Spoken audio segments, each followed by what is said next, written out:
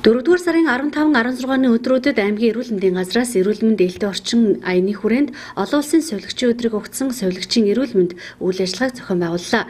За энэхүү үйл ажиллагаагаар сувилагч тусгай мэрэгчлэтнүүдийг нарийн мэрэгжлийн эмчийн үзлэг шинжилгээнд хамруулсан юм. За үзлэгээр эмэгтэйчүүдийн болон хэвлэлийн хоо, зүрх судас, дотоод шүүрэл, за мэдрэл нүдний эмчийн үзлэг онцлогоо болон умаан хүзүүний эсийн шинжилгээ зэрэг шаардлагатай үзлэг онцлогыг явуулж нийт сувилагч тусгай мэрэгчлэтнүүдтэй бэлэг барьсан байна. За сувилагч тусгай мэрэгчлэтнийг нарийн мэрэгжлийн эмчийн үзлэг шинжилгээнд хамруулах ажилд аймгийн нэгдсэн эмнэлэг, үрг сум, хувийн хвшлийн эмнэлгүүд хамтран ажиллаж байгаагаараа онцлогтой байсан. За үзлэгт маань эрүүл мэндийн газар, нийгмийн эрүүл мэндийн төв, нэгдсэн эмнэлэг, өрх сумдын эрүүл мэндийн төвүүд, хувийн хвшлийн эрүүл мэндийн байгууллагуудын нийт 638 сувилагч тусгай мэрэгчлэлтэн маань үзлэг шинжилгээнд маань хамрагдаж байна.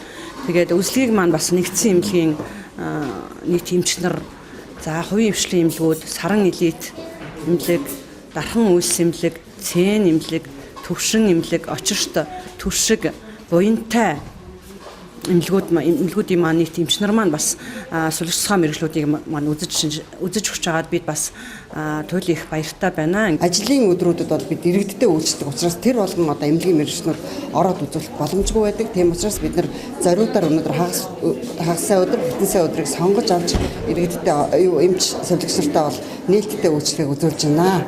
Одоо ингээд бидний эрүүл мэндэд анхаарал тавьж